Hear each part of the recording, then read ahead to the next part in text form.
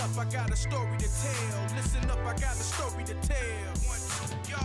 Listen up, I got a story to tell. Listen up, I got a story to tell. Hip hop, hip hop. Listen up, I got a guts rumbling, still struggling, rap hustling, steadily bubbling, keeping these suckers suffering. They wondering how I never grow complacent. Spit flow like Rap City, brought back the basement, straight lacing tracks with adequate lyricism. Snitch and dope bitch niggas will not feel them. Still on parole, so smoke is not in them. In the MC this thee, I come see them. So miss me with the battling brethren. RAAQIM will run up in your studio session like Murder Inc, nigga. Check my file. Matter of fact, peace to the brother Black Child. I won't forget that shit you did when I had to lay you down for my second bid. Dig, I came home and claimed what's mine. Now it's BOSSUP time, nigga.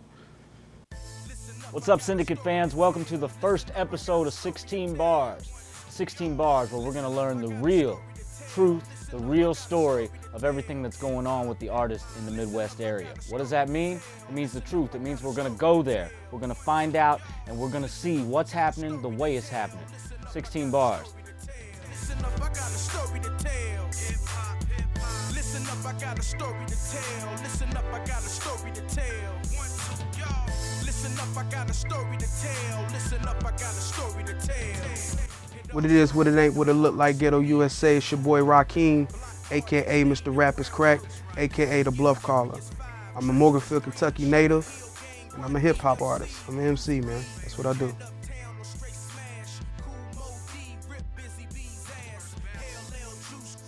Michael Jackson, man. Okay, what y'all say?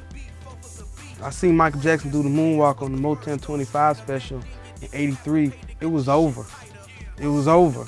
That I knew this is what I wanted. At 3 years old, I knew that's what I'm gonna do. I mean, New Edition. I'm a Southern guy, so of course, 8-Ball MJG, UGK, Scarface, Tupac Shakur, Notorious B.I.G., Nas, Jay-Z is a big inspiration for me as far as where he's come from. I mean, a lot of entrepreneurs from Dame Dash, Kareem Biggs Burke, Jay Prince, Tony Draper, Master P, even Baby and Slim and Cash Money. I watch Russell Simmons, of course, you know, The Godfather. I mean, it's got a lot of influences, man.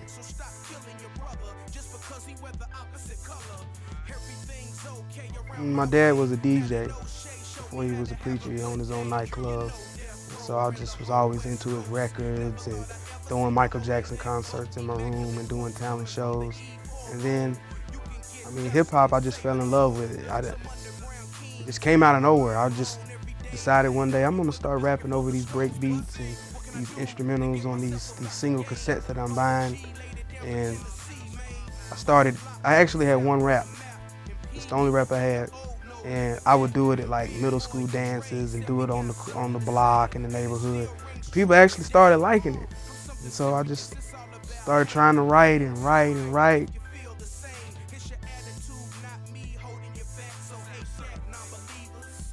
Yeah, I do, but I'm not spitting it. It's horrible. I think every MC remembers their first rap. My name was Mr. Big Stuff.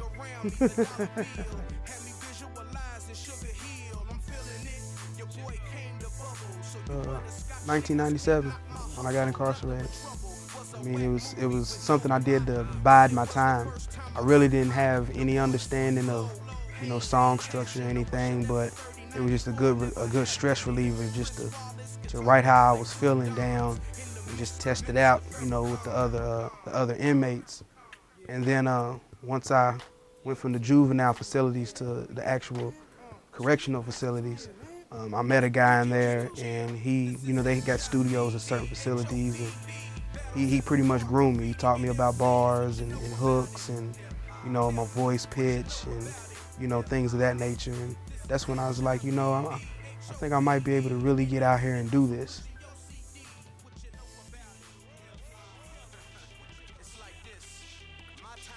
Mandatory. And I say mandatory because if being an MC is what you're claiming to be, you know, behind the walls. You're gonna have to prove it. You know, you can't do albums in there, you know, and things of that nature. It's straight up. Your respect level comes from whether or not you got skills, whether or not you're really talking about something, putting them words together. So it's a necessity behind the wall.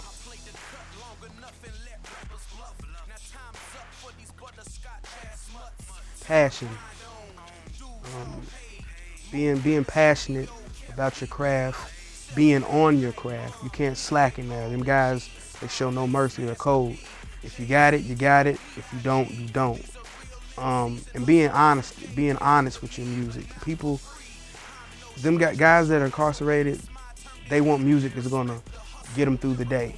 You know, relieve the stress, you know, that they have on their heart and their minds and their souls. And so it's like that's what they want. They want music they can feel. They don't want no gimmicks or anything like that. And so that's the number one thing I took away from my music, because I was a battle MC at first. It was just battle rhymes like a Cannabis or somebody like that. And a guy actually told me, he said, man, I mean, you're good with the battle lyrics and everything, but he said, I'm sitting here with you in prison.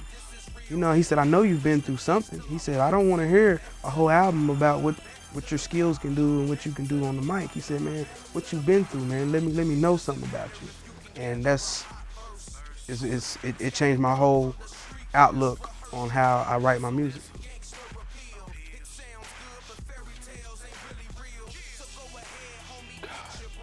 I don't even think it qualifies to be a studio, man, but it was rough. We could get the job done, so that's what it was about to me, man. We could get the product recorded, but it was rough, man. I mean, we had to use flannel, like strips of flannel shirts for the spit guard and to tie it around the mic. You know, we had to pull like string out of the fucking carpet. So by the time we got done over the next few months, the carpet was just coming in and coming in and coming in. I mean, we had to get everything in one take.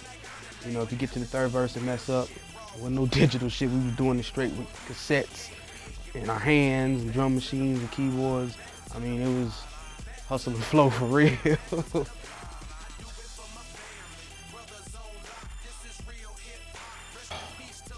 It made me choose. Start choosing between fucking Halle Berry and fucking Halle Berry.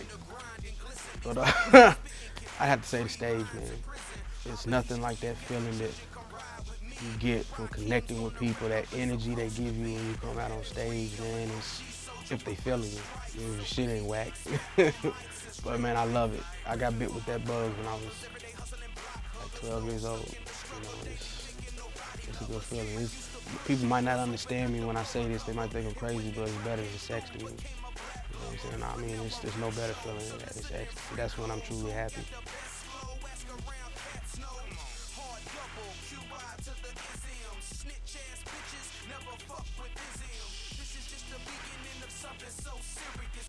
May 11th, 1998.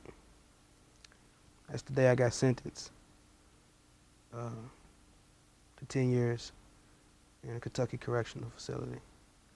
Changed my life forever. I was 17 years old, and it was also the week of my 18th birthday. I turned 18 3 days later. So that's what I got for my 18th birthday, a 10-year prison sentence. I told y'all I wanted in, but y'all didn't want to let me sit at the table and get something to eat. So now I've let myself in. So I hope you've gotten all your CD sales and all. Tell y'all a little story, man. Past few months I've been having a little run-ins here and there. I fired 2 times. Pow, pow. I take off running, back the way that I just came.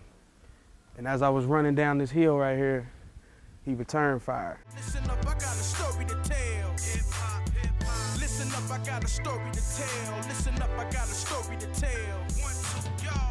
Listen up, I got a story to tell. Listen up, I got a story to tell.